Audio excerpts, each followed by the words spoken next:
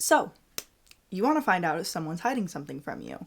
Let me tell you, honey, there's always signs. But listen, this video is not to make you overly paranoid about everything. You don't need to look intensely at every single person in your life and feel like, oh my god, are you lying to me? This video is not about overthinking every single little thing someone does. It is, though, about giving you awareness. Because when you're aware, you're in control. Because listen, any control that someone has over you is control you give them. Whether it be your emotions, your peace, your happiness, if you're an adult, you are responsible for what you allow. And what's cool about the tricks I'm going to share with you today is that these are tricks that are actually used in sales. Like, for example, have you ever had someone try to sell you something and you just told them, oh, I can't really do it right now, I need to think about it? 9 times out of 10, that's not the real reason. You just want to shut down the conversation because you don't want what they're selling to you. Or your real concern might be, I can't afford what they're selling to me. That is a smokescreen. And if you've ever done sales, you know people will give you smokescreens all the time, all these different reasons, blah, blah, blah, this is why I can't buy this, whatever. And it's a salesperson's job to basically overcome these rebuttals. And people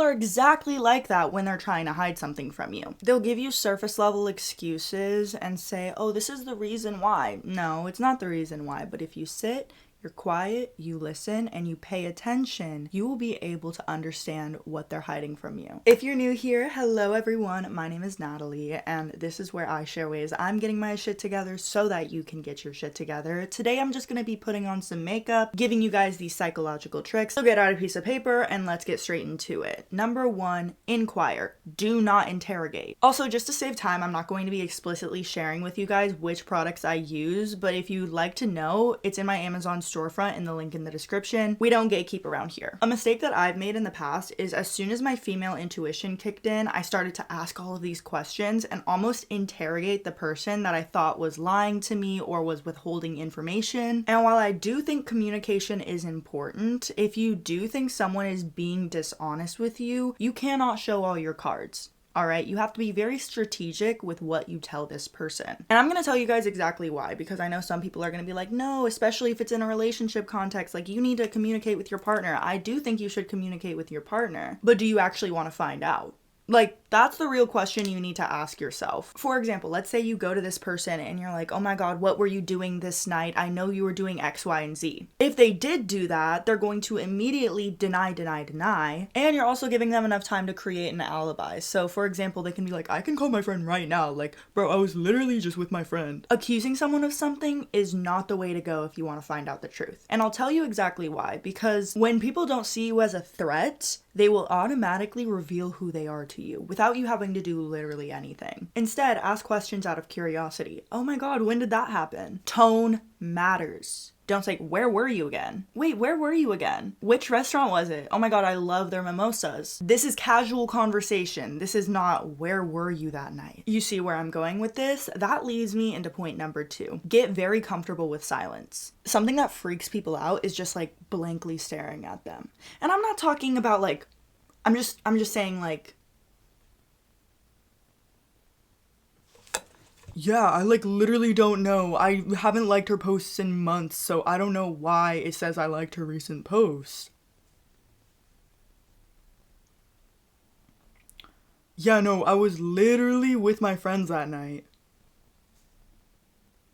People hate silence. And okay, this is a card you have to play strategically because you need to still ask questions and get this person to let their guard down. That's why the first one is super, super important. Don't interrogate them. But let's say they answer something and it's really not adding up, or it's a boundary you've set before, just being like, oh, let them talk and see how they react to this. Because when someone reacts really defensive to you being silent and go like, I don't know why you're trying to come for me, just be like, I haven't said anything the last 3 minutes. They'll dig themselves an even deeper hole. That brings me into trick number 3, the look away trick. So when they're telling you a story and it might be BS, you don't really know if it's true or not, look away for a second and see what they do.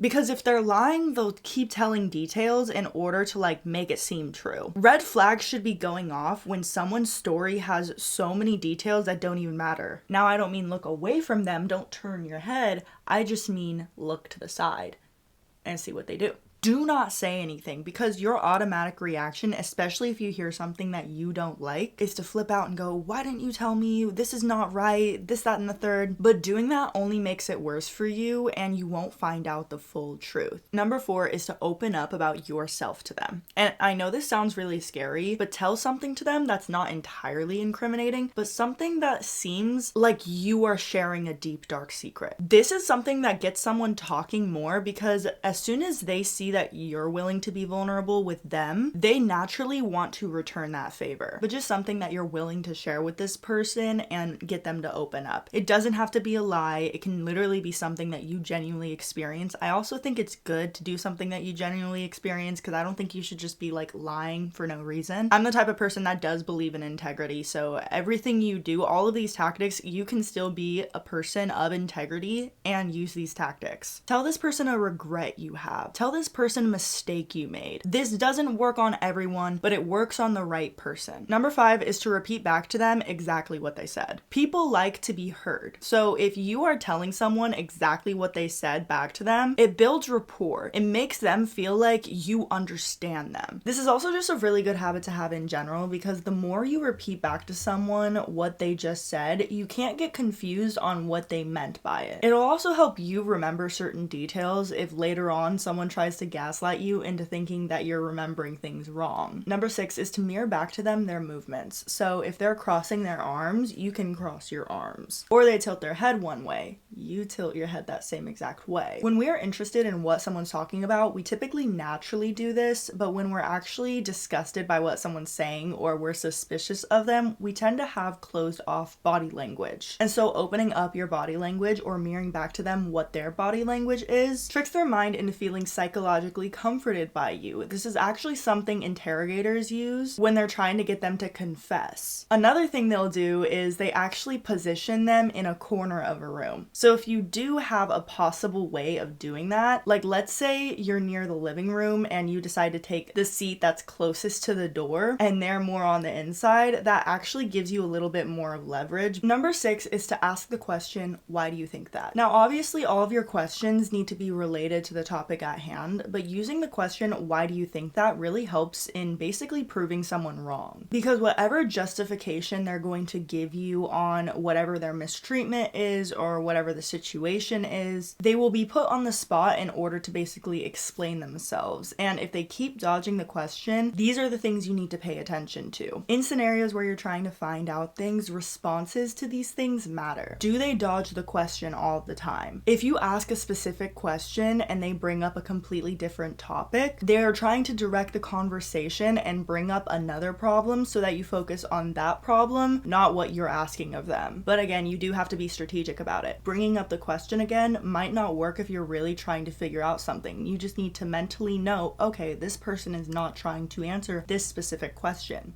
Why? Number 7, this only works in scenarios where you know they're doing something wrong or you have a strong feeling that this is going on. Only use this when you actually know that something is going on, like there's inconsistencies, you've caught them in a lie, like not based on intuition, based on behaviors. Tell them that you know everything. I know what you did, and I'm giving you the chance to confess. And don't let them do any smoke screens. At first, they're gonna say, I have no idea what you're talking about. What are you talking about? They'll start getting very empathetic. Hold your ground. Be like, I know what you did.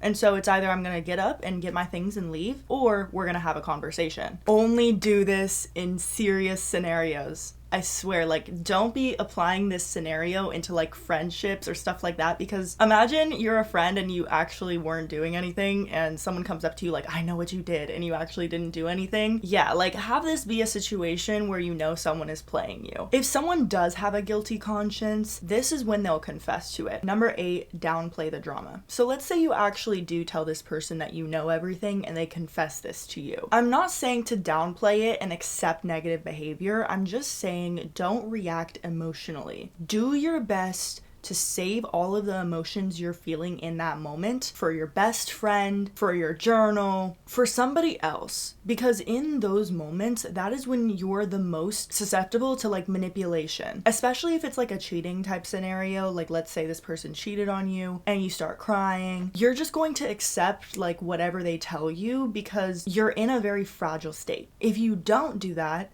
hold your emotions for the moment and just go, okay, well, I'm gonna get my things and go. That gives you all of the power. What you're doing is weaponizing your absence, because if someone does something like that to you, to disrespect you, lie to you, cheat you, they never respected you from the beginning. And that's a hard pill to swallow, but it's a necessary pill to swallow, bestie, okay? They never cared about you, or else they would have never disrespected you in the way that they did. Point blank, period. I understand what it's like to be in a fragile emotional state where you're just like, I just want to figure it out with this person. But please, if you're in a situation like that, the best thing you can do is leave and go find someone who actually respects and loves you. And not even go find someone else. Like, respect and love yourself by leaving. You don't show yourself that you respect and love yourself by staying in situations where you're devalued. So I don't mean downplay it, but in the moment, if you really want to figure out everything, you just need to be very calm. And again, this probably doesn't come naturally to you, but in those moments, if you need to like clench your fists or do something or go out of the room, take a breather. I don't think it's okay to suppress your emotions,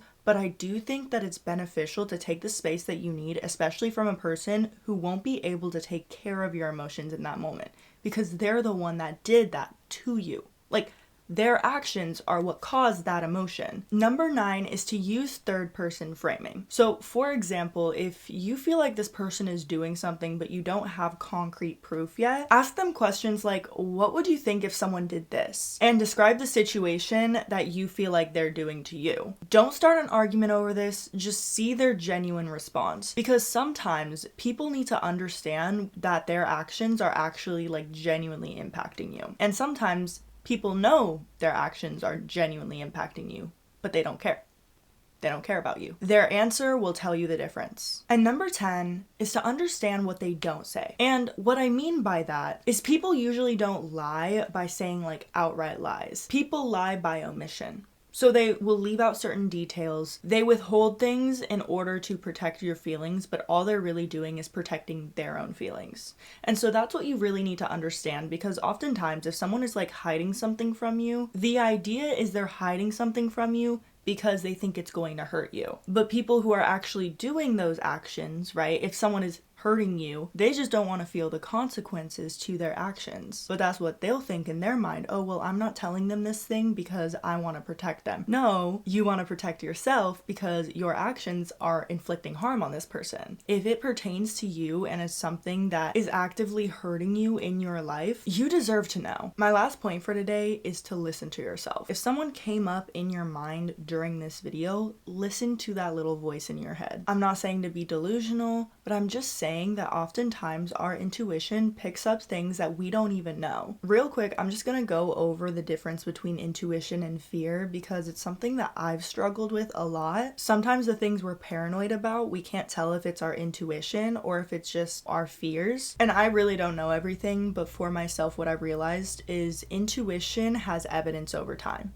So you might have this feeling at the beginning where like something isn't really right about this person or this situation or whatever. You push it off, you keep going, but then there's evidence that kind of confirms it. Maybe this person is caught lying, maybe this person's actions aren't really adding up, whatever the case is. Fear is usually based on a past action or a past thing you've experienced with a person. And sometimes it can be both.